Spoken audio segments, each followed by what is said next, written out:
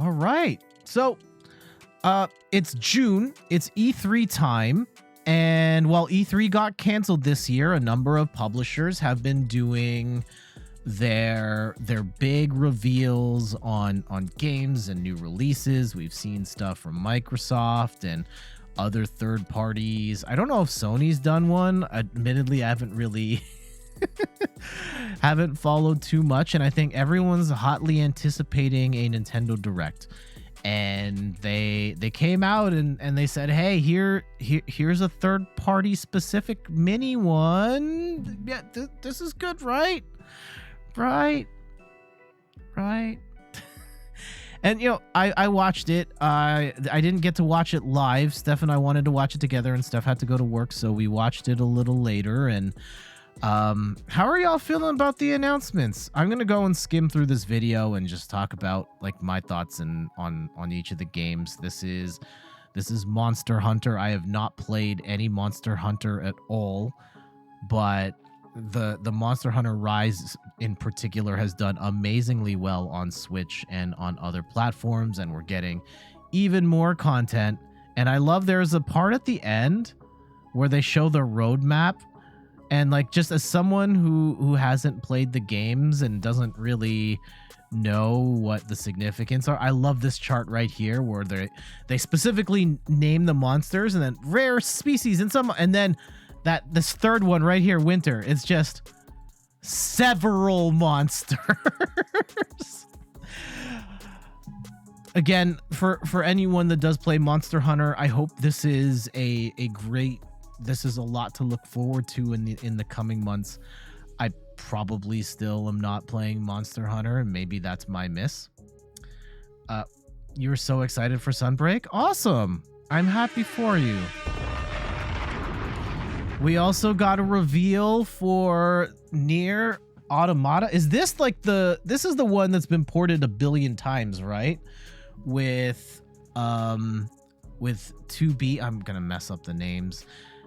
I mean, sure. I know that this game, people love this game. I have not played it at all, so I can't weigh in. Maybe it's another opportunity for me to continue passing on it, but for those that are excited to play this on the Switch and haven't played it on anything else before, by all means, go for it. Let me catch up on the chat here. Railguard looks fun. Super Bomberman R2 Sparks of Hope. DQ looks like good for the kid and I. Cool. Minecraft Legends, 2B, not 2B. There was this one, this sort of murder mystery puzzle game with the sort of PlayStation 1-ish graphics. I mean, it's better than that, but they are very stylized. This one looked kind of cool. What else did we have? Super Bomberman. I'm not sure how I feel about that 64-on-1 mode or whatever the heck it is, but I'm always glad to see Bomberman. I have a soft spot in my heart for the franchise, and glad to see that the last one did well enough to justify a sequel. I admittedly didn't play the last Bomberman, like Bomberman R, but maybe I should.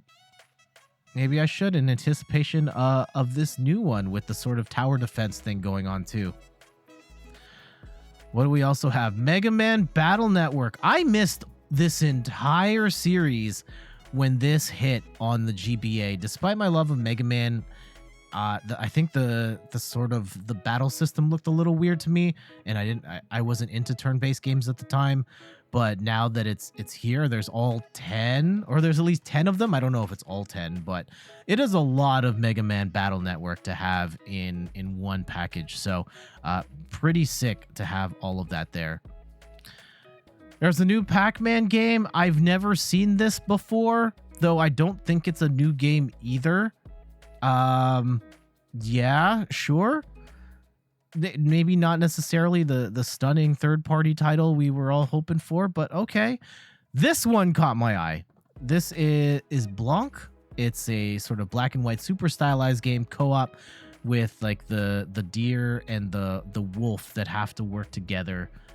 This game looks stunning, and I think this is something that Steph and I might try to play together at some point, but it's absolutely adorable. and the idea that there's no dialogue in it at all, and you're just kind of working together, and then they make a friendship with one another. Look at this shot. Oh my goodness. And then it rolls into the logo. Wow. This was one of my favorites from the show. Return to Monkey Island. I was thinking of Gao Li, seeing this entire thing. Of course, the Guybrush Threepwood, and still it looks gorgeous. I love this art style, and I don't know if this is a net new game or a port of something else, but it looked really cool. Pac-Man game's $30. Okay. Yeah, Mario Rabbids. This one is probably the game that I'm most interested in from this set. I love the original Mario Rabbids, but it looks like they made some big changes to it. I think that, one, the idea that there aren't levels per se, like you run in, it's a little more like JRPG, where you run into an enemy on a map and then it triggers a battle. I'm not sure how I feel about that personally. The idea that, yeah, see, you run into this enemy and then now it triggers a battle sequence. I just have my concerns that the arenas that you're going to fight in are going to be very samey in nature. And they do kind of get away from the grid system here, but still have movement along a particular, like you can move a little more freely. It looks cool. I hope it is as awesome as the last one was. I trust in Nintendo and Ubisoft to figure it out. What else? This was one of the big ones. That was one of the big ones. We also had this. Was this called Lil Noah Scion of Paradise? Yeah, 2D sort of. Yeah, action game. Probably not for me, so I'm not gonna weigh in on this one too much. We had the Railgun. Oh yeah, this one your cup of tea, Mulligoon? This is very much not my cup of tea. The idea of planning and setting up the trains and making sure they're scheduled to run. My head would explode trying to play a game like this, but it seems like there's certainly a crowd for this type of management simulation, and I'm glad it exists for you. This one was also struck me as very fascinating. RPG Time, The Legend of Wright. This idea of the RPG being drawn in the book, and each of the different levels is like drawn on the book as you're flipping the pages. This looked incredibly cool. I'm very curious to see how this one does, and I'll have to make a mental note to pick this one up because I think it looks absolutely amazing. We have Sonic Frontiers. I haven't really played any of the Sonic 3D games at all. I've heard people are concerned about how this is looking so far. I hope it's good. This one's kind of fascinating to me. The idea of Disney Animal Crossing / Disney Stardew Valley. I think this one is going to be on Steph's radar because she loves Disney, loves Animal Crossing, and if it's something along those lines, it could be up her alley. Is there anyone here that is interested in this in light of the fact that this is... Oh, there you go. Meg is in. Yeah, I'm curious to try it. I think that at this point, Steph has indoctrinated me enough into the Disney universe that I get a bunch of the references and stuff. So I try it out. Live Alive very much looks like Octopath Traveler, JRPG, 8 stories. I'm sure this will be good. We've got Doraemon, Story of Seasons. Man, it's kind of cool to see Doraemon back. It's been a long time, but it is also, yeah. Minecraft Legends. I didn't really pay attention. I have no idea what this is. Not a clue. I don't really follow Minecraft at all. But this looks like not traditional Minecraft, which is, yeah, it's smart of them to continue to expand on what Minecraft games can be. Also, more Dragon Quest. I don't play these games at all, but glad that this is a new one's coming. No Man's Sky coming out on the Switch. Now you can play it, except it looks worse. Sure. Sorry, I'm being reductive here on the games that I don't really have a POV on. Captain Velvet Meteor, Portal. If you is okay, just a quick poll in the chat, or just a quick question: how many people here have not played Portal yet? It's okay. I'm not judging. I just want to know how many of you have not played Portal yet.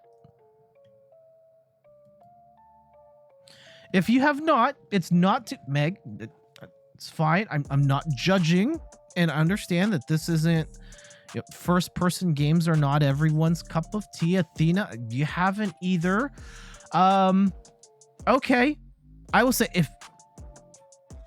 if you're not into the traditional sort of first person shootery thing and you were to play a first person game, I think Portal's the one. Portal is a landmark game that is important for the history of video games as a whole, if you care about that type of stuff. And like the actual way that the game is built and the mechanics and that idea of going in through one spot and coming out of the other is so well done in Portal that it's absolutely phenomenal, and just kind of opened a whole new way of thinking about how video games could be made. And it did some really cool stuff with storytelling within this very simplistic game. I absolutely adore it. And you love the LP. You mean like that, the album? And Meg will be interested in trying as well. It sounds like someone... I'm not judging. Again, not judging. You think you'd love it. Almost died playing Soma, so jumping all over the place in first person would not end well. And if there's like issues with nausea, I totally get that. Steph tried playing Portal and she really liked it, but she was getting dizzy from it. So that's valid concerns. Oh, the Let's Play. Okay, you love the Let's Play of Portal. And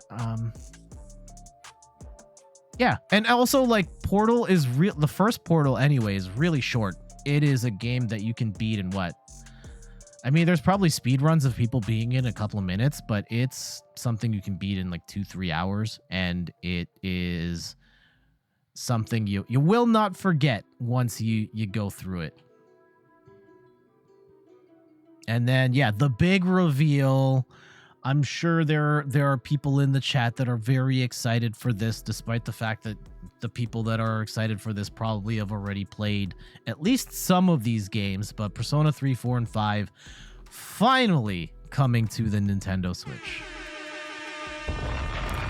Kudos to Nintendo and the I don't know who makes these games for figuring it out, finally getting these games on there. I'm sure it's going to sell millions and billions of copies on the Switch, and people will be very happy. So yeah, I get it as like the final big reveal for this sort of partner direct, but it is also the fact that these are super pop. Like Persona is a game that has existed. The franchise existed for years, and people have had many other ways to play it. So, like, is it...